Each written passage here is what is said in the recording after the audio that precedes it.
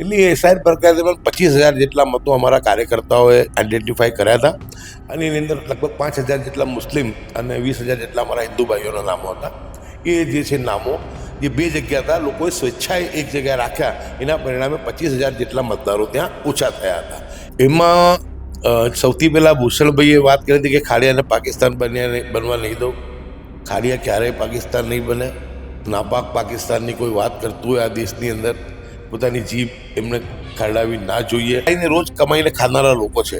હવે એમને આ બધા ભારત પાકિસ્તાનથી આ બધી વાતોથી કોઈ નિસ્બત નથી. અને હું માનું છું કે જ્યારે કોટ વિસ્તાર શાંત હોય, સલામત હોય, પ્રેમ ભાઈચારાથી બધે રહેતા હોય, કે કોટ વિસ્તારમાં જે લોકો રહ્યા છે, હિન્દુ હોય કે મુસ્લિમ, એ રોજ લાઈને રોજ કમાઈને ખાનારા લોકો છે.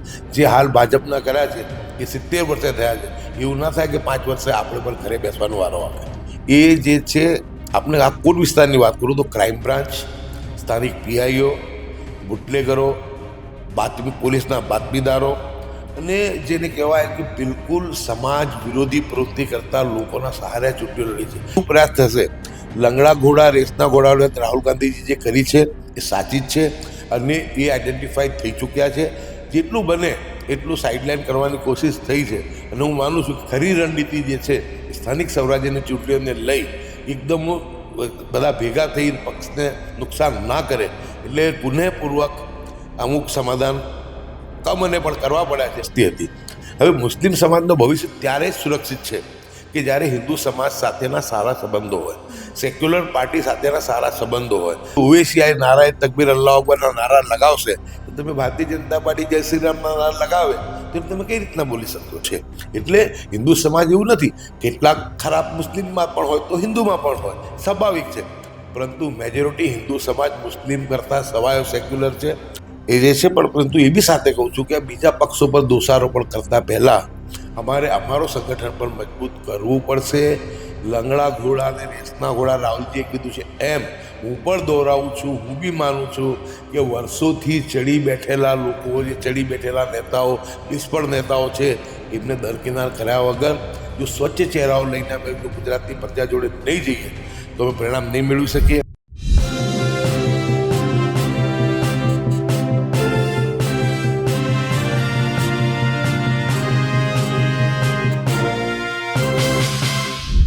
નમસ્કાર, હું છું ચંદ્રિકા પુત્રી નિરાલી મહેરિયા. સ્થાનિક સ્વરાજની ચૂંટણી હવે પતી ગઈ છે, ત્યારે ભાજપ માટે જે 2024માં લોકસભાના ઇલેક્શનના પરિણામ વખતે થયું હતું કે આખો દેશ જીતી ગયા પણ અયોધ્યા રહી ગયું, એવી જ પરિસ્થિતિ અમદાવાદમાં થઈ છે. આખું અમદાવાદ જીતી ગયા પણ ખાડિયા રહી ગયું.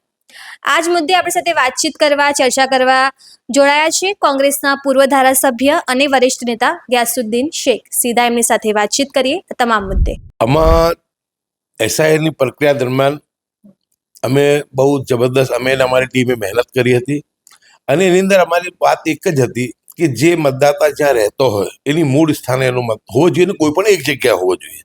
અને જો એમને ખાડિયામાં રાખવું હોય તો ખાડિયામાં રાખે અને નવી જગ્યાએ રહેવા ગયા હોય તો ત્યાં રાખે, પરંતુ એક જગ્યા રાખે. એટલે એસઆઈઆર પ્રક્રિયા દરમિયાન 25,000 જેટલા મતો અમારા કાર્યકર્તાઓએ આઈડેન્ટિફાઈ કર્યા હતા અને એની અંદર લગભગ 5,000 જેટલા મુસ્લિમ અને 20,000 જેટલા અમારા હિન્દુ ભાઈઓના નામો હતા. એ જે છે નામો જે બે જગ્યા હતા લોકોએ સ્વેચ્છાએ એક જગ્યાએ રાખ્યા, એના પરિણામે 25,000 જેટલા મતદારો ત્યાં ઓછા થયા હતા. એટલે એસઆઈઆરની પ્રક્રિયા જેને કહેવાય કે ખાડિયાની જીત પાછળનું મુખ્ય કારણની અંદર એસઆઈઆરની પ્રક્રિયાથી મતદાર યાદી જે શુદ્ધ થઈ એની પણ બહુ મોટી ભૂમિકા રહી છે. હર્ષ સંઘવીની વાત કરીએ, ખાસ કરીને ખાડિયા વોર્ડમાં આવીને તેમણે પ્રચાર કર્યો હતો, પાકિસ્તાન ન બનવા જેવી વાતો કરી હતી, તેમ છતાં હાર્યા. મતલબ શું કારણ હોઈ શકે બીજા? એમાં સૌથી પહેલાં ભૂષણભાઈએ વાત કરી હતી કે ખાડિયાને પાકિસ્તાન બનવા નહીં દઉં. ખાડિયા ક્યારેય પાકિસ્તાન નહીં બને. નાપાક પાકિસ્તાનની કોઈ વાત કરતું હોય આ દેશની અંદર, પોતાની જીભ એમને ખરડાવી ના જોઈએ. અને હું આપને એટલું જ કહું છું કે જે ઢંગથી જે રીતે પછી હર્ષ સંઘવી સાહેબ જ્યારે ડેપ્યુટી સીએમ આવ્યા એમણે પણ એ જ વાતો કરી. ભૂષણભાઈએ ફરી પાછું નિવેદન આપ્યું કે આઈએસઆઈ, પાકિસ્તાન, દાઉદ, ડોન, લતીફ. હવે આ પ્રાથમિક સુવિધાઓ માટેની ચૂંટણીઓ એની અંદર આ બધા મુદ્દાઓ ક્યાંથી આવે? એટલે લોકોને ભ્રમિત કરવાનો પ્રયાસ કર્યો કે ધાર્મિક ધ્રુવીકરણની રાજનીતિ કરી અને ખાડિયાની બેઠકો બચાવી લેવી. પરંતુ જ્યારે આ લોકોએ નિવેદનો કર્યા ત્યારે તમે સોશિયલ મીડિયા પર જુઓ તો એટલી જબરદસ્ત ખાડિયાના લોકોએ કોમેન્ટો કરી હતી કે ભાઈ તમે હવે અમને ભ્રમિત કરવાનું બંધ કરો. આમાં પાકિસ્તાનને બધું આઈએસઆઈને ક્યાંથી આવી ગયું? કોર્પોરેશનની ચૂંટણીમાં રોડ રસ્તા હોય, પાણી હોય, ડ્રેનેજ હોય. એટલે એ બુમરેંગ સાબિત થયું. બીજું કે જે ભારતીય જનતા પાર્ટીના લોકોના જે ભ્રષ્ટાચાર હતા, કેમ કે યુનેસ્કોએ આપણા અમદાવાદને હેરિટેજ સિટીનો દરજ્જો આપ્યો છે. એમાં સૌથી વધારે જે આપણી પાસે જે મોન્યુમેન્ટ છે, જે મકાનો છે, એ હેરિટેજ મકાનો ખાડિયા વોર્ડમાં આવેલા છે. અને ત્યાં જે રીતના પૂર્વ ધારાસભ્ય ભૂષણ ભટ્ટે જે ભ્રષ્ટાચાર કરી અને હેરિટેજ બિલ્ડિંગોને તોડી અને એની જગ્યા કોમર્શિયલ બિલ્ડિંગો બનાવી, એના લીધે લોકોમાં આક્રોશ હતો, ગુસ્સો હતો કે ટ્રાફિકની સમસ્યા થઈ ગઈ. મૂળ લોકો સુખી થયા એટલે ઘણા લોકો બહાર ગયા. હવે ત્યાં જે રહે છે એ લોકો કાં ભાડુઆત છે, કાં રોજ લાઈને રોજ કમાઈને ખાનારા લોકો છે. હવે એમને આ બધા ભારત પાકિસ્તાનથી આ બધી વાતોથી કોઈ નિસ્બત નથી. અને હું માનું છું કે જ્યારે કોટ વિસ્તાર શાંત હોય, સલામત હોય, પ્રેમ ભાઈચારાથી બધે રહેતા હોય, કે કોટ વિસ્તારમાં જે લોકો રહ્યા છે, હિન્દુ હોય કે મુસ્લિમ, એ રોજ લાઈને રોજ કમાઈને ખાનારા લોકો છે. એમને 2 ટંક રોટલો મળી રહે એટલી જ ચિંતા હોય છે. એમને હિન્દુ મુસ્લિમમાં કોઈ રસ નથી. એમને રસ છે એમના બાળકોમાં, કે એમનું ભવિષ્ય બને. ત્યારે આવી જે વાતો કરવી અને બહુ લાંબા સમયથી આ લોકો કરતા આવ્યા હતા, એટલે આ વખતે એ નિષ્ફળ નીવડ્યું છે. અને જે ભ્રષ્ટાચાર લોકલ લીડરશીપે ભાજપે ત્યાં કર્યું છે, એનું પરિણામ છે કે ભાજપની જે ખાડિયાની આક્રોશિત જનતાએ છે એ ભાજપને પદાર્પાઠ શીખવાડ્યું છે અને એમને જે છે હાર આપી છે. હું માનું છું કોંગ્રેસની જીતથી અમે ખુશ જરૂર થઈએ, પરંતુ આ જીત નથી, આ જવાબદારી છે કે ખાડિયા જેવી બેઠક, શિક્ષિત મતદારો, જાગૃત મતદારો, એમના વિશ્વાસ પર અમારે ખરા ઉતરવું પડશે. વિનમ્ર ભાવે અમે લોકોનું કામ કરવું પડશે. અમારું દરિયાપુર, અમારું ખાડિયા શાંત રહે, સલામત રહે, ગરીબ લોકો, હિન્દુ મુસ્લિમ એ પ્રેમથી, ભાઈચારાથી છે પોતાનું જીવન ગુજારે અને એમને પ્રાથમિક સુવિધાઓ મળી રહે, રોડ, રસ્તા, ડ્રેનેજ.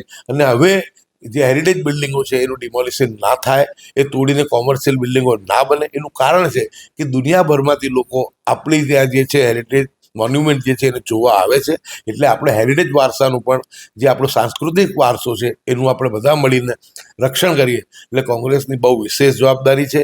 જીતની ખુશી હોય સ્વાભાવિક છે, પણ એને ક્ષણિક હોવી જોઈએ. મેં આજે પણ કોર્પોરેટરને કીધું છે કે તમારે રાઉન્ડ લેવા પડશે. લોકોની અંદર વિનમ્રતાના ભાવે, જીત અહંકાર ના આવવો જોઈએ.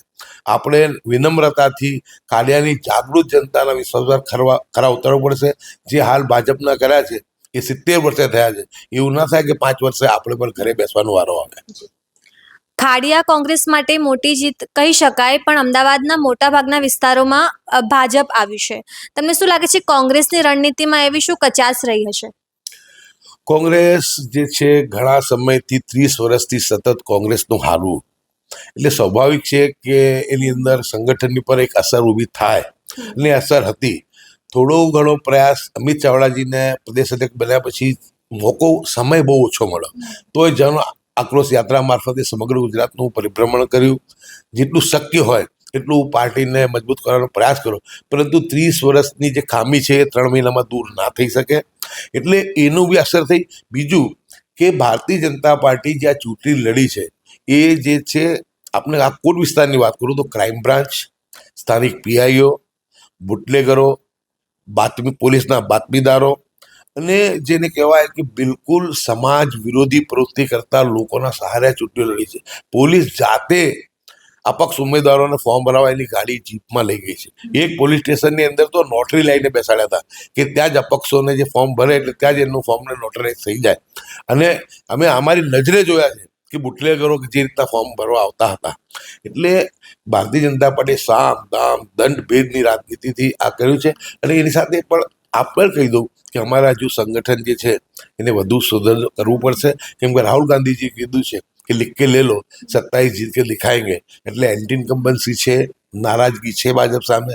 પરંતુ સંગઠનની જે 30 વર્ષની જે અમારી ઉણપ છે એને અમારે દુરસ્ત પહેલા કરવી પડશે. અને 100% જે રાહુલજીએ કીધું છે 2027માં અમે જીતીને પણ બતાવીશું. જેમ તમે રાહુલ ગાંધીજીની વાત કરી, તેમણે એની પહેલા પણ કહ્યું હતું કે જે રેસના ઘોડા છે અને જાનના જે ઘોડા છે એમને અલગ કરવાના છે. તમને લાગે છે કે 2027ની ચૂંટણી પહેલા કોંગ્રેસે સંગઠનમાં મોટા ફેરફાર કરવાની જરૂરિયાત હોય? બિલકુલ સંગઠનમાં મોટા ફેરફારની જરૂરિયાત છે. સંગઠન સૂજન અભિયાન હેઠળ અમે લોકોએ બધે ઓબ્ઝર્વર મોકલ્યા, લોકોને કાર્યકર્તાઓને પૂછી નવું સંગઠન બનાવ્યું, પરંતુ જે વિકલ્પો હતા એમાંથી તમે બનાવવું પડે. નવે તો તમે એક જ દિવસમાં તમે કાર્યકર્તા પેદા કરી શકો નહીં. એટલે એ પ્રયાસ પણ થયો અને હજુ વધુ પ્રયાસ થશે. લંગડા ઘોડા રેસના ઘોડાઓને રાહુલ ગાંધીજી જે કરી છે એ સાચી જ છે અને એ આઈડેન્ટિફાઈ થઈ ચૂક્યા છે. જેટલું બને એટલું સાઇડલાઇન કરવાની કોશિશ થઈ છે અને હું માનું છું કે ખરી રણનીતિ જે છે એ સ્થાનિક સ્વરાજ્યની ચૂંટણીઓને લઈ એકદમ બધા ભેગા થઈ પક્ષને નુકસાન ના કરે એટલે કુનેહપૂર્વક અમુક સમાધાન કમને પણ કરવા પડ્યા છે.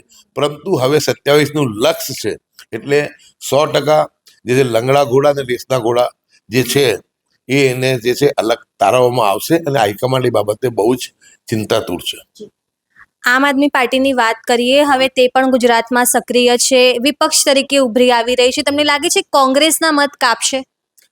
આ પાર્ટીની પણ સ્થિતિ તમે જુઓ, ગાજ્યા મેઘ વરસ્યા નથી. એ લોકોએ સોશિયલ મીડિયાથી યુટ્યુબર્સ મારફતે બહુ પ્રયાસો કર્યા કે અહીંયા ગુજરાતની અંદર એમનો બરાબર પગ પેસારો થાય, પરંતુ ત્રીજા પક્ષને ગુજરાતે કદી પણ સ્થાન આપ્યું નથી અને આ વખતે પણ અમને તો પરિણામ જે જોઈએ એ પ્રમાણે નથી મળ્યું, પણ એમને તો બહુ જ જેને કહેવાય કે નકારી જ કાઢવામાં આવ્યા છે. એટલે આ પાર્ટીએ જે 2022માં નુકસાન કર્યું હતું તો લોકો સમજી ચૂક્યા છે કે આ પાર્ટી પણ ભારતીય જનતા પાર્ટીની બી ટીમ છે. અને સૌથી વિશેષ કે જે 2021માં MIM અસદુદ્દીનની પાર્ટી જે આવી હતી, એ પાર્ટીએ એ વખતે લોકોને ગુમરાહ કર્યા હતા, ધાર્મિક ધ્રુવીકરણ કર્યું હતું. અમે લોકોને, મુસ્લિમ સમાજને સમગ્ર ગુજરાતમાં સમજાવ્યા છે કે તમે ક્યારે પણ 15% મુસ્લિમ તમારે પોતાનો પક્ષ પણ ના બનાવી શકો, તમારા મુસ્લિમ નેતૃત્વના નામે તમે ભારત દેશની અંદર રાજનીતિ ના કરી શકો. ભારત પાકિસ્તાનના વિભાજન પછી મુસ્લિમ સમાજની સંખ્યા ઓછી થઈ ગઈ છે. એટલે એ પહેલાં વિભાજન પહેલાં મુસ્લિમ લીગ જેવી પાર્ટીઓ ચાલતી હતી, પણ ત્યારે 33% જેવી મુસ્લિમ સમાજની વસ્તી હતી. હવે મુસ્લિમ સમાજનું ભવિષ્ય ત્યારે જ સુરક્ષિત છે કે જ્યારે હિન્દુ સમાજ સાથેના સારા સંબંધો હોય, સેક્યુલર પાર્ટી સાથેના સારા સંબંધો હોય અને જે કંઈ અમારી મુસ્લિમ સમાજની પણ જે ભૂલો હોય એ અમે સ્વીકારી, ખોટા લોકોને દરકિનાર કરી, એમને બાજુએ મૂકી અને એક સારું વાતાવરણ ઊભું થાય અને હિન્દુ સમાજનો અંદર જે અમારા માટેની જે ભ્રમિત વાતો ભાજપાએ ફેલાવી છે એને અમે દૂર કરીએ અને મુસ્લિમ સમાજના અસામાજિક તત્વોનો બિલકુલ બહિષ્કાર કરીએ, તો હું માનું છું તો જ અમે અહીંયા અમારા બાળકોનું ભવિષ્ય છે. એટલે લોકો સમજી જ ગયા છે કે ઓવેસી એ કોઈ વિકલ્પ નથી. કેમ કે ઓવેસી આ નારાએ તકબીર અલ્લાહ અકબરના નારા લગાવશે તો તમે ભારતીય જનતા પાર્ટી જય શ્રી રામના નારા લગાવે તો તમે કઈ રીતના બોલી શકશો? એટલે 85 અને 15ની અંદર માનો કે ચૂંટણી જંગ થાય તો 85 જ જીતવાનું છે.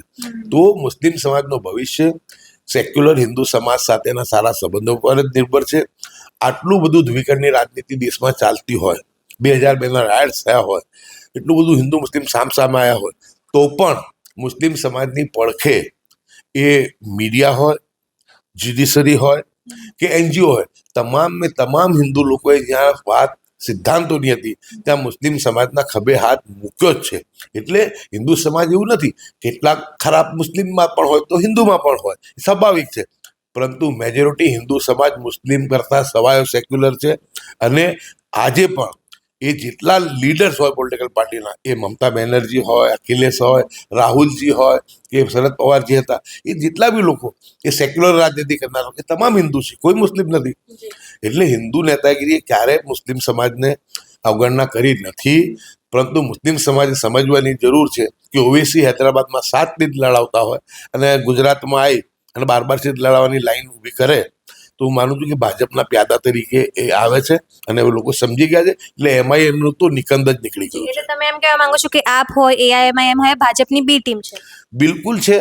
જ્યારે જ્યાં ભાજપ તકલીફમાં આવે છે, પરેશાનીમાં આવે છે, ત્યાં એમને આગળ ધરે છે. 2022ની ચૂંટણીમાં 14% મત આપ પાર્ટી લઈ ગઈ, એનું જ પરિણામ છે કે કોંગ્રેસની આટલી દુર્દશા થઈ. એટલે એ જે છે, પણ પરંતુ એ બી સાથે કહું છું કે બીજા પક્ષો પર દોષારોપણ કરતા પહેલા અમારે અમારો સંગઠન પણ મજબૂત કરવું પડશે. લંગડા ઘોડા અને રેસના ઘોડા રાહુલજીએ કીધું છે એમ હું પણ દોહરાવું છું. હું બી માનું છું કે વર્ષોથી ચડી બેઠેલા લોકો, જે ચડી બેઠેલા નેતાઓ, નિષ્ફળ નેતાઓ છે, એમને દરકિનાર કર્યા વગર જો સ્વચ્છ ચહેરાઓ લઈને અમે જો ગુજરાતની પ્રજા જોડે નહીં જઈએ તો અમે પરિણામ નહીં મેળવી શકીએ. અત્યારે એન્ટી ઇન્કમ મસીનો ફાયદો લેવો હોય તો લોકોની અંદર જે કોંગ્રેસ માટે ભારતીય જનતા પાર્ટીએ ભ્રમિત કર્યા છે, એટલે ભ્રમ ઊભો કર્યો છે, તો જો સ્વચ્છ ચહેરાઓ જે છે એમને અમે લઈને મેદાનમાં ઉતરીશું. 100% ગુજરાતની જનતા જે ભારતીય જનતા પાર્ટીના 30 વર્ષના શાસનથી ત્રસ્ત છે એ કોંગ્રેસ પર વિશ્વાસ મૂકશે અને કોંગ્રેસને 2027માં જે છે સત્તાનું સુકાન સોંપશે. જી, તો આ હતા કોંગ્રેસના પૂર્વ ધારાસભ્ય અને વરિષ્ઠ નેતા ગયાસુદ્દીન શેખ. તમે આ વિશે શું વિચારો છો અમને કમેન્ટ કરીને જણાવજો. અત્યાર માટે બસ આટલું જ. અમદાવાદથી સહયોગી અનિલ પટેલ સાથે હું નિરાલી.